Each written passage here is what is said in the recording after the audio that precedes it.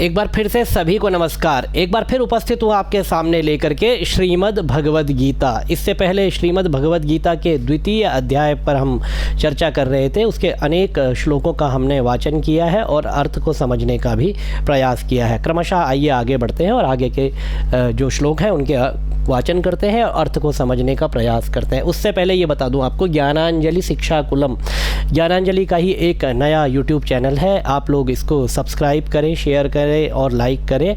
आगामी दिनों में श्रीमद् भागवत महापुराण का ट्यूटोरियल विद मीनिंग आपको इस पर प्राप्त होगा। इसका जो लिंक है आपको डिस्क्रिप्शन में प्राप्त हो जाएगा, इसी वीडियो के डिस्क्रिप्शन में, और पिछले जो कुछ वीडियो हैं उनके सभी के डिस्क्रिप्शन में आपको ये लिंक मिल जाएगा।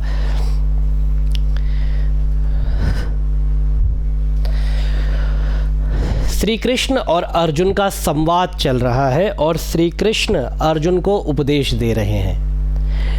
देह और देही दोनों का भेद बताने का प्रयास कर रहे हैं, क्योंकि अर्जुन की जो स्थिति है इस समय वो ऐसी स्थिति है कि जीवन के सबसे बड़े समर में आकर के वह किंग कर्तव्य विमूढ़ हो गया है।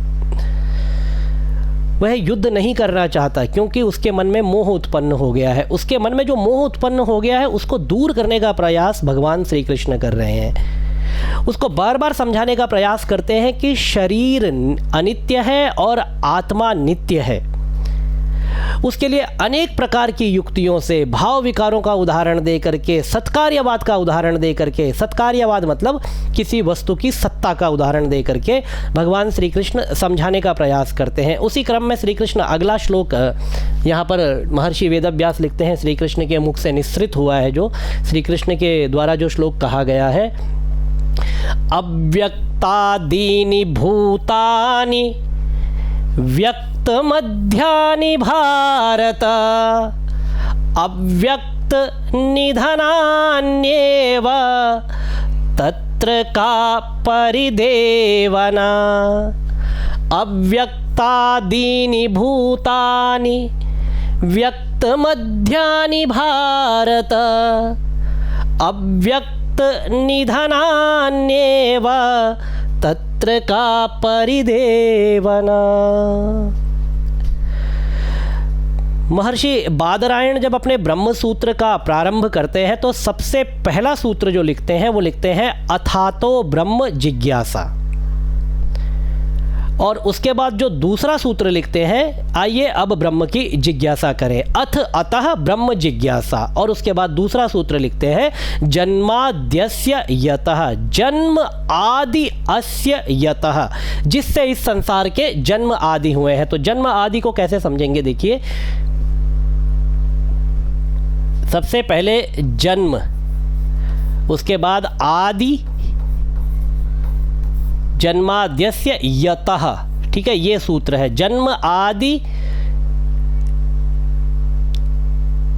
अस्य भी है बीच में, जन्म आदि अस्य यतः, मतलब जिस इस संपूर्ण चराचर जगत के जन्म आदि जिससे हुए हैं वही परम तत्व है, वही परब्रह्म परमात्मा है।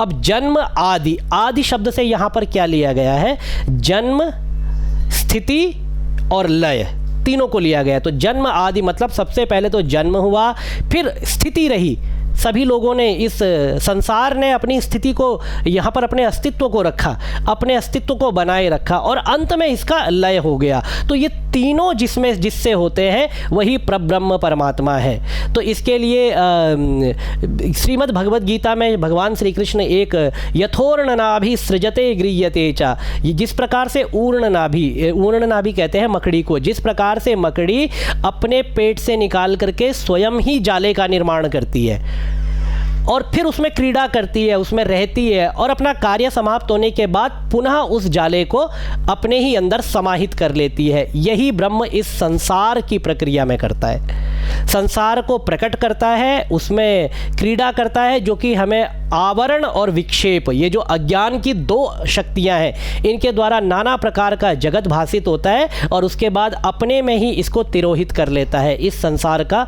लय हो जाता है। तो तीन स्थिति प्रत्येक वस्तु की होती है, उत्पत्ति, स्थिति और लय। इसी को आगे श्री कृष्ण बताते हैं कि ये जो शरीर है ये शरीर भी ऐसा ही है। शरीर कैसा है? अव्यक्तादीनि भूतानि। हे अर्जुन, ये जितने भी प्राणी इस संसार में हैं, सभी अपने जन्म से पहले इनके शरीर अव्यक्त थे। मतलब अव्यक्त, व्यक्त मतलब जो सामने प्रकट हो, और अव्यक्त जो प्रकट ना हो सके। तो जन्म से पहले किसी का शरीर प्रकट था ही नहीं। अव्यक्त आदीनि, आदीनि मतलब प्रारंभ में जितने भी शरीराणी थे सब प्रारंभ में अव्यक्त थे, अप्रकट थे ही नहीं।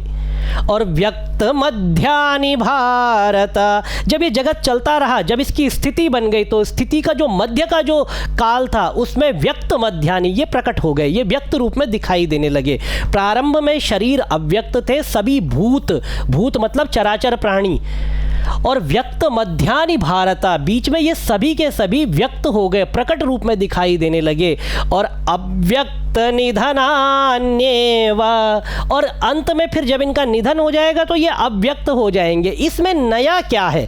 भगवान श्री कृष्ण कहते हैं कि इस प्रक्रिया में नया क्या है? पहले अव्यक्त थे, फिर व्यक्त रूप में दिखाई देने लगे। पहले दिखाई थे ही नहीं, अस्तित्व नहीं था शरीर का, दिखाई नहीं देता था, फिर बीच में दिखाई देने लगा, व्यक्त हो गया, और निधन के बाद फिर जो पहले वाली स्थिति थी वही स्थिति दोबारा आ जाएगी। तो इसमें शोक करने वाली बात क्या है? इसमें नया क्या हुआ है? जो प्रोसेस चला आ रहा है, जो प्रक्रिया चली आ रही है, ये तेरे गुरु, तेरे पितामह, तेरे सगे संबंधी, चाचा ताऊ, जितने भी तेरे चचेरे ममेरे फुफेरे भाई है, इनके साथ क्या होगा? यही तो होगा। ये जो शाश्वत जो प्रक्रिया चली आ रही है, सतत जो प्रक्रिया चली आ रही है, वही उनके साथ भी होगा। कुछ भी नया नहीं होगा। और जब कुछ भी नया नहीं होगा तो तत्र का परिदेवना, यहाँ पर शोक करने की स्थिति कैसे बनेगी? इनके लिए शोक कैसा?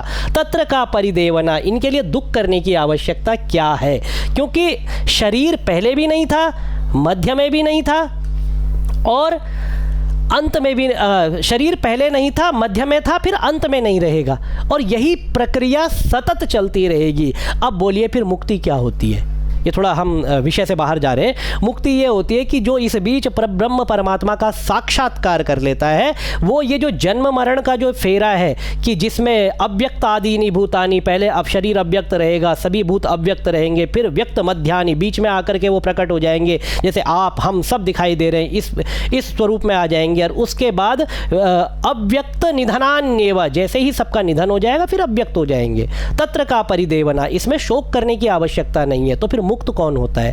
मुक्त वो होता है जो अपने जो ये मध्य काल है, जो ये व्यक्त मध्यानि भारत, इसमें सभी ऐषणाओं का त्याग करके, लोकैषणा, पुत्रैषणा, वित्तैषणा, ये तीनों ऐषणाओं का त्याग करके, तीनों अपनी इच्छाओं का त्याग करके, भोगों का त्याग करके जो ब्रह्म परमात्मा का साक्षात्कार कर लेता है, जो अज्ञान की जो दो शक्तियां हैं, आवरण और विक्षेप, जो विवर्तवाद को समझ लेता है, जो ब्रह्म के ब्रह्मेव सत जगदिदम तो विवर्त रूपम, देखिए ब्रह्म सत है।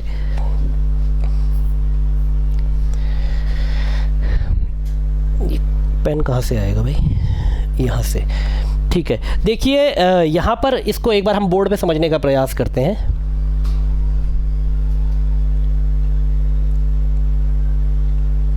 होम पे चलते हैं, यहाँ से आते हैं।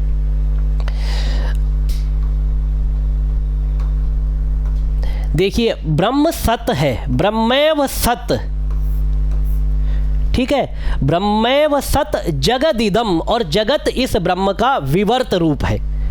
ब्रह्म ही सब कुछ, सब सर्वत्र व्याप्त है। सर्वम खलविदम ब्रह्म नेह नास्ति किंचन, सर्वम खलु इदम ब्रह्म, सब तरफ ब्रह्म है, ब्रह्म के अतिरिक्त कुछ नहीं है। फिर जगत क्यों दिखाई देता है?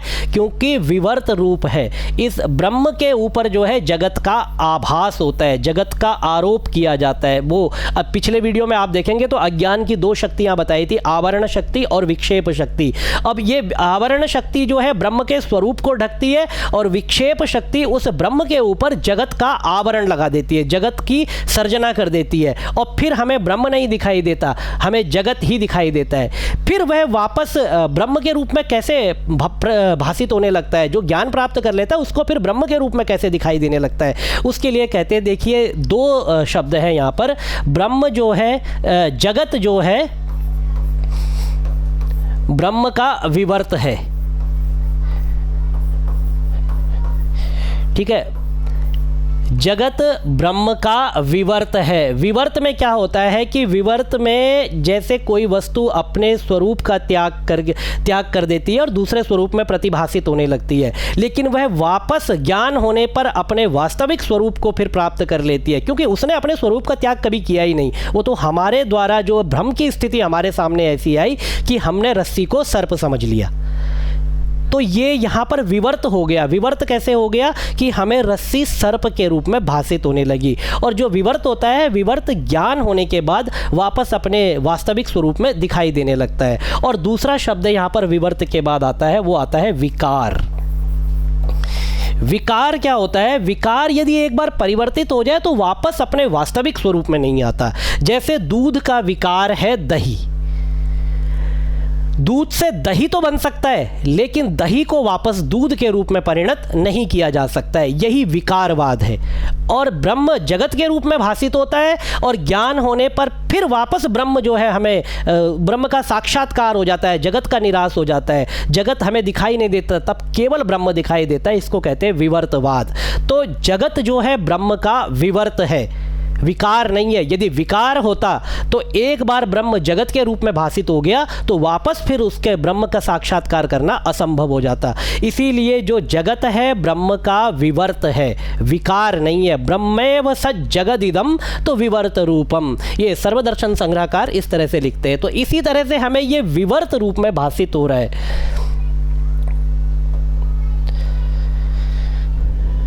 ये PDF पे थे हम। अब इसको, ये जो आत्मा है, ये जो अनेक रूपों में भासित होता है, व्यक्त मध्यानि भारत और अव्यक्त निधन होने के बाद फिर ये अव्यक्त हो जाएगा। इसको लोग अपने अपने हिसाब से किस रूप में देखते हैं? देखिए, आश्चर्यवत् पश्यति कश्चिदेन, आश्चर्यवत् पश्यति कश्चिदेन, कश्चिदेनम हो जाएगा। वैसे संधि अगर इसका आप देखेंगे तो फिर आश्चर्यवत् होगा, लेकिन हम यहाँ पर संधि तोड़ेंगे नहीं।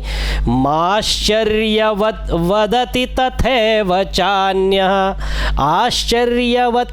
अब ये देखिए, आत्म तत्व के दृष्टा, वक्ता और श्रोता की दुर्लभता का प्रतिपादन। जो आत्म तत्व का दृष्टा है, जो आत्म तत्व को देख रहा है, जो देह और देही के भेद को समझने का प्रयास कर रहा है, वो क्या करता है? आश्चर्यवत् पश्यति कश्चिदेनम। कोई कोई इस आत्मा को आश्चर्य के समान देखता है कि आत्मा है क्या, न सत्य है न असत है। देखिए, कोई वस्तु या तो होगी या कोई वस्तु नहीं होगी, इन दो फॉर्म में ही वो रहेगी, या तो है या नहीं है, इसके अलावा हो नहीं सकता। लेकिन आत्मा सत्य असत से विलक्षण है। सद असद भ्याम विलक्षणम, सत और असत से विलक्षण जो है वह आत्मा है। इसीलिए इसको जो दृष्टा है वो आश्चर्य के समान देखता है। और वक्ता क्या करता है? आश्चर्यवत् वदति तथैव चान्यः, अन्य व्यक्ति इसको आश्चर्य के समान बोलता है। वच्चैनमन्यः शृणोति, और आश्चर्यवत् च एनम अन्यः, और आश्चर्य के समान ही श्रोता इसको सुनता है। वास्तव में आश्चर्य है ये कि हम शोक किसका कर रहे हैं? हम आत्मा का शोक कर रहे हैं कि शरीर का शोक कर रहे हैं? अर्जुन किसका शोक कर रहा है? आत्मा का शोक कर रहा है। तो आत्मा का शोक तो श्री कृष्ण ने पिछले श्लोक में बता दिया ना कि शरीर तो पहले नहीं था, फिर था, उसके बाद अंत में फिर नहीं रहेगा। तो तत्र का परिदेवना, वहाँ पर शोक कैसा? शोक बनता ही नहीं है। अब ये बताइए, शोक किसका कर रहे हैं? आत्मा का या शरीर का? जब कोई व्यक्ति जाता है तो हम उसके शरीर का शोक करते हैं, आत्मा का शोक नहीं करते, क्योंकि आत्मा का शोक बनता ही नहीं है। आत्मा तो पहले ही बता दिया ना, न जायते म्रियते वा कदाचिन, न पैदा होता है न मरता है। तो आत्मा का तो शोक बनता ही नहीं। व्यक्ति शोक करता है शरीर का, एक नश्वर शरीर का शोक करता है, एक अनित्य शरीर का, जो कि क्षितिजल पावक गगन समीरा पंच मिलय अधम शरीरा। ये पंच महाभूतों का जो 5 एलिमेंट्स है उसका ये संघात है। इस संघात का हम शोक करते हैं। और ये भी कहा जाता है, जो तत्व जहाँ से आया वहाँ वापस चला जाता है, इसी को हम विनाश कह देते हैं। जो तत्व जहाँ से आया वो अपने वापस उस तत्व में जा कर के, ये जो शरीर में जो आकाश तत्व है वह आकाश में मिल जाता है, पार्थिव तत्व पृथ्वी में मिल जाता है, जल तत्व जल में जा कर के मिल जाता है, उष्ण तत्व अग्नि में जा कर के मिल जाता है। तो इस तरह से प्रत्येक एलिमेंट जा कर के अपने कारण में जा कर के समाहित हो जाता है। विनाश तो यहाँ पर भी नहीं हुआ। फिर शोक किस चीज़ का? पर चलिए ठीक है, शरीर जो है नश्वर है, इसीलिए उसका विनाश मान लेते हैं, उसको विनाशी कहा जाता है, आत्मा को अविनाशी कहा जाता है। किंतु यदि आत्मा का शोक करना है तो आत्मा का शोक बनता ही नहीं, करना ही नहीं चाहिए, और शरीर का तो वैसे भी शोक नहीं करना चाहिए। ये श्री कृष्ण अर्जुन को बताने का प्रयास कर रहे हैं। अब सबसे बड़ी सिचुएशन क्या है? ये उपदेश देना बड़ा आसान है, श्री कृष्ण के लिए हो चाहे किसी के लिए भी, लेकिन जो व्यक्ति डिप्रेशन की सिचुएशन में होता है, जो ओवर थिंकिंग की सिचुएशन में होता है, वो एक्सेप्ट करेगा कि नहीं करेगा? तो सबसे पहले तो अपने आप को इतना मजबूत करना है कि इन चीज़ों को हम एक्सेप्ट करें।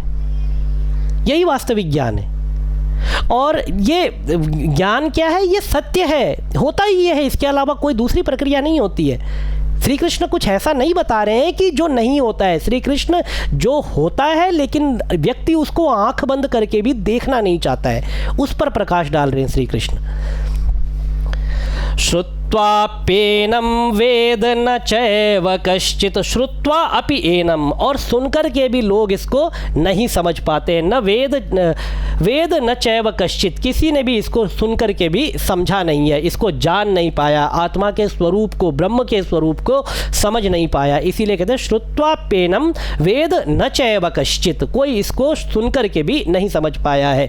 ये देखिए, ज्ञानांजलि की ऑनलाइन संस्कृत क्लासेस चल रही है, जिसमें संस्कृत साहित्य, संस्कृत लैंग्वेज, क्योंकि अगर आप लैंग्वेज पढ़ लेते हैं तो कुछ भी, कैसे भी, कोई भी पाठ किसी भी तरह से आप पढ़ सकते हैं, उसका अर्थ कर सकते हैं। दुर्गा सप्तशती विद मीनिंग इसमें चल रही है, आगे श्रीमद् भगवद गीता, भागवत महापुराण, ये सब भी इसमें चलेगा।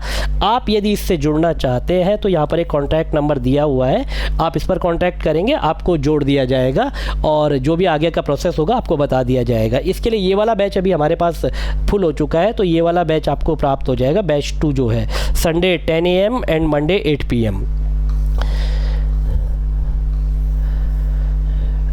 अब देखिए, श्री कृष्ण अपनी बात को आगे बताते हैं कि देही नित्यम अवध्योयम देहे सर्वस्य भारत। ये मैंने बहुत बार इस श्लोक को कोट किया है, देही नित्यम अवध्योयम देहे सर्वस्य भारत, तस्मात् सर्वाणि भूतानि न त्वं शोचितुमर्हसि। देही नित्यम, ये जो देही है, ये जो आत्मा है, ये नित्य है। और अवध्योयम, अवध्य अयम, ये अवध्य है, इसका वध नहीं किया जा सकता।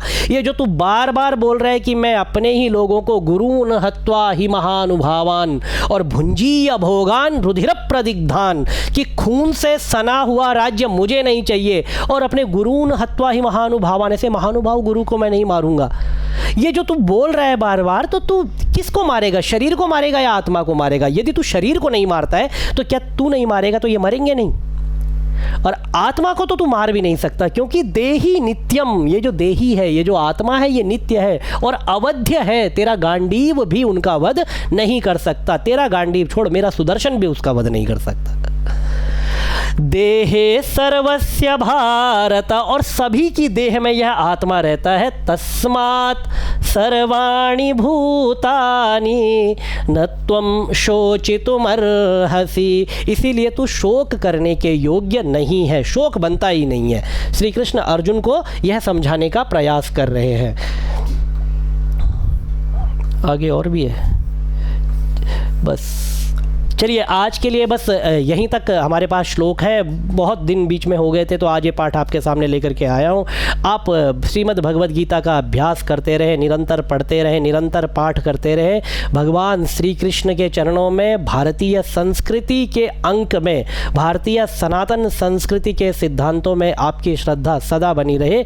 ओम भगवते श्री कृष्णाय नमः।